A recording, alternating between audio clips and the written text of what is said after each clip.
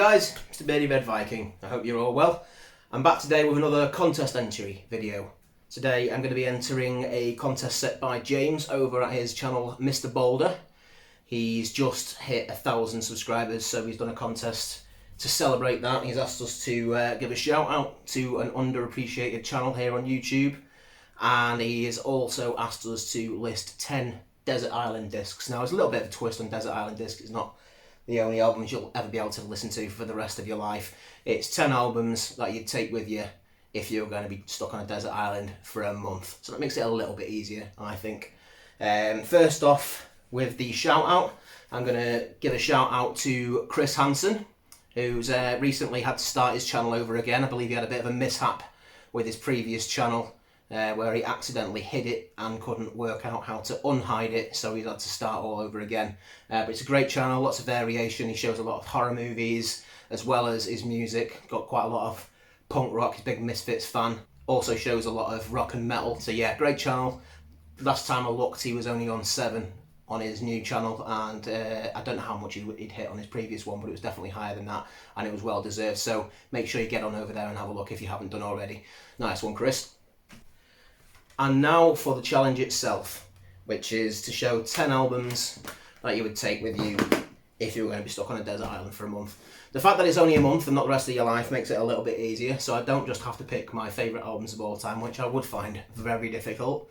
I should probably do it, but a lot of my albums that I absolutely love would miss out. So this is a bit of a mixture of some of my favourite albums of all time, also some stuff that I'm just in the mood for at the moment. With it being summer, there's a few summer tunes that I tend to listen to when it's nice and warm, hopefully not too warm.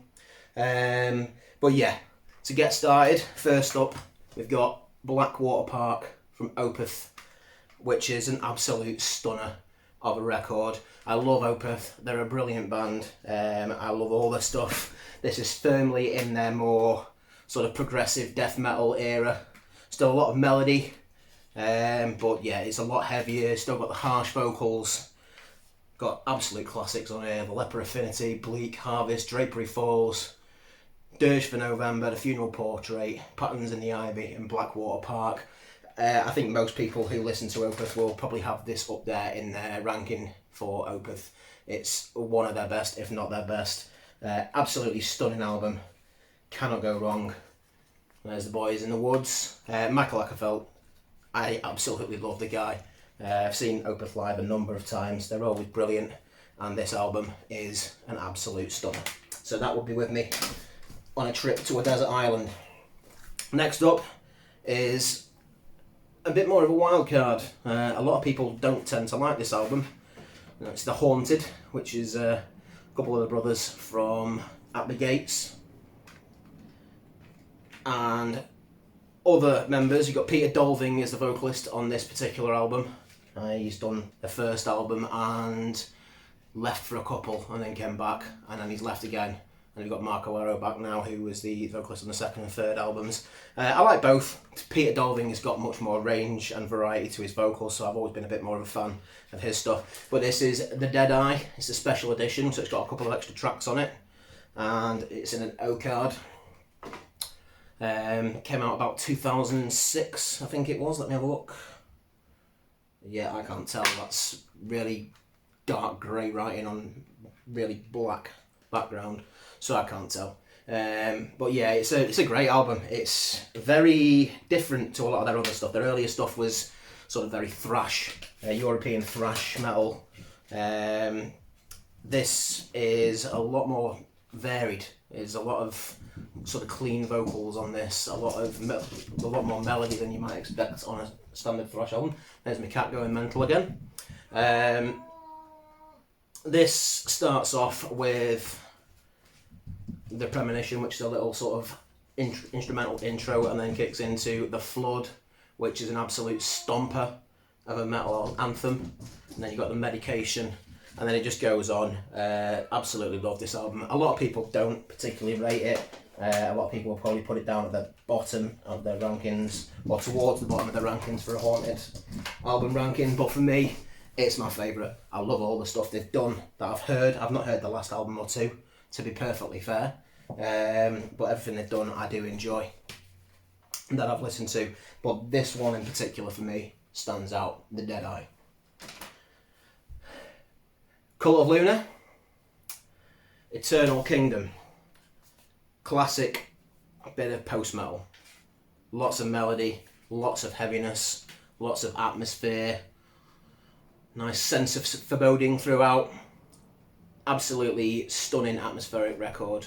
Highly recommend checking it out. I've actually purchased this on vinyl as well recently. I'll be showing that on another of my collection updates soon. But yeah, it's an absolutely brilliant album. It's so heavy, yet it's filled with melody, and as I say, plenty of atmosphere in there as well. Cannot go wrong with a bit of Cult of Luna, and that is probably, it's certainly up there as one of my favourites by Cult of Luna. Next up we have got what is one of my favourite albums of all time. It's And Justice for All by Metallica. Now, I don't know that too many people would claim this to be Metallica's best album. In terms of production, it's definitely lacking a bit of bass, shall we say. But in terms of the songs on it, it's absolutely brilliant. It's one of my favourites. You got Master of Puppets is an absolute classic. Ride the Lightning, an absolute classic. This, for me, is up there with those two in terms of the musicality, in terms of the songwriting. It's just brilliant. And I probably listened to it less than the other two, so that's why I'd be taking it with me. And to be honest with you, I would be hard pressed to choose a favourite between those three. This certainly wouldn't be out of the question. Starting out with Blackened, absolute anthem, and Justice for All is one of my favourite Metallica songs of all time. I love it all the way through. Eye of the Beholder, absolute classic. One is the first proper single. The first time they were accused of being sellouts. Well, maybe not the first, but one of the earlier times they were accused of being sellouts. Short as Straw is a great tune. Harvester of Sorrow is an absolute stomper. Frayed Ends of Sanity, love it. To Live Is to Die, probably not the best instrumental, but it's quite a touching tribute to Cliff Burton. And then you got Die As Eve. My cat is still going absolutely crazy. I don't know what's going on there. But yeah, absolutely brilliant album, and it'd have to go with me if I was going to the desert, or a desert island, shall I say. Deftones, White Pony. Now, obviously not up there as one of the most extreme albums, but it's one of the first, well, not one of the first, but it's definitely an early influence on me in terms of my my journey into the heavier end of music. Came out around about 1999, 2000, and it's a fantastic album. It's where they progressed a little bit more from the new metal sound to a bit more of an alternative metal kind of sound. Fetishiera is the opening track, and it's haunting and bizarre and weird. And then there's Digital Bath, which again is a strange tune. Elite is heavy as fuck. RX Queen is a classic, bit of a favourite of mine and my girlfriend. Streetcar Teenager, just the whole album. You've got Knife Party is a brilliant song. Passenger with James Keenan on guest vocals, as well as Chino Moreno. Deftones are one of my favourite bands, and this is their absolute opus. Cannot go wrong.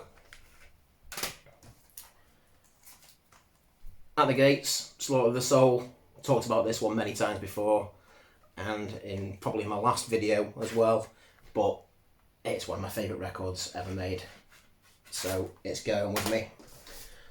Alice in Chains, Dirt, absolute classic alternative grunge metal album with some of their best songs on it, in my opinion. I like the newer stuff as well, but in terms of the Lane Staley era, this is the defining Alice in Chains album for me.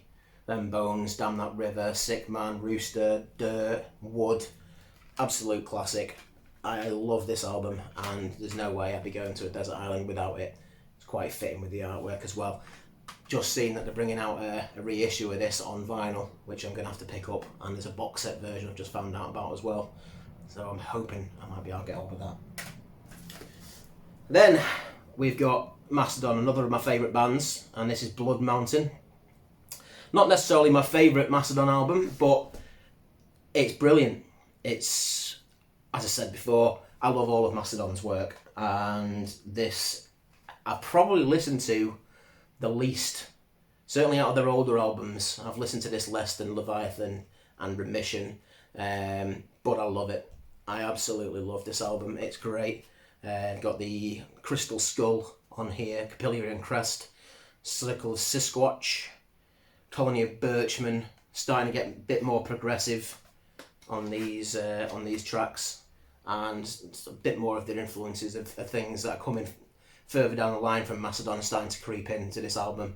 An absolutely great album in my personal opinion. Got a nice oak card version, and this is a double disc as well, so it's got a making of DVD with it, which I remember watching when it came out. I've not watched it since. I might have to stick that on. I don't know if I'm allowed a DVD player with me when I'm there. Maybe I can take a DVD player to use as my CD player and find a little screen or something. I'll watch that while I'm there too. But yeah, Mastodon, Blood Mountain, fantastic album. Then we're going into something a little bit more, probably a bit more of a curveball compared to the stuff I've shown previously and I've shown in other videos. I've mentioned this band before. I know Johnny Mac, Rock and Metal Plus, is a fan. Being a Welshman, of course he's obliged to, I suppose, but these were one of the first rock bands, proper rock bands I ever got into, and it's Manic Street Preachers with their debut album, Generation Terrorists, and this is not necessarily my favourite Manic Street Preachers album. That probably would be Holy Bible. The first one I heard by them was Gold Against the Soul. Love that album too. The first three are absolute stonkers. Personally, I'm a big fan of Everything Must Go, and this is my Truth Tell Me Yours from the 90s. Other than that, I can take or leave most of their stuff. Some of their earlier 2000 stuff is okay. Anything they've done recently is dreadful, in my opinion. But yeah, their early work, amazing. And this album is pure rock and roll, punk rock energy. With a couple of anthems on here, Motorcycle Emptiness, You Love Us, and it's 18 tracks, and although it's, as I said, probably not their best album, I kind of feel it sums up the Manic Street Preachers' early years best, and I love it, and it's going with me if I'm on a desert island for something a bit different. Finally, it's probably the biggest curveball that I've ever shown on YouTube, let alone on this particular video, and it may lead to a bit of mockery from one or two of you, but I don't care. It's Blink-182 with Enema of the State. When this came out in 1999, I think it was, as I've said before with some of the others, I was just starting to get into more rock and metal stuff and a bit of punk, and although this is the poppier end of punk, it's definitely fair to say it's just good fun, and I always stick it on when the sun comes out. It reminds me of being a teenager and not caring about much and just having a good time, and this album sounds like a good time to me. I absolutely love it. I don't listen to it that much anymore, but I do tend to stick it on when the sun comes out. It's just good fun, it's entertaining, it's childish, it's puerile, it's a great album in my book. I'm not going to say it's one of the greatest of all time. I know a lot of people would slag me off for saying that it is great at all, but for what it is, it does it fantastically well.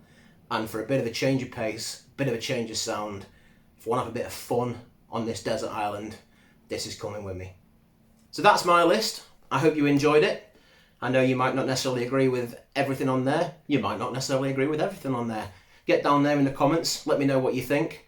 Make sure you get over onto James's channel and have a look at the contest video he put up, and make sure that you enter it if you're interested in doing so. James is a good guy, got lots of great music to show, and I highly recommend checking him out and subscribing to him. If you enjoyed my video, please do the same. Leave me a subscribe, leave me a like. As I say, get down in the comments below if you've got anything to say about any or all of these albums. I'll be happy to discuss it with you. Thanks very much for watching. I appreciate it greatly. Take care, and I'll see you all very soon. Beardy Red Viking, out.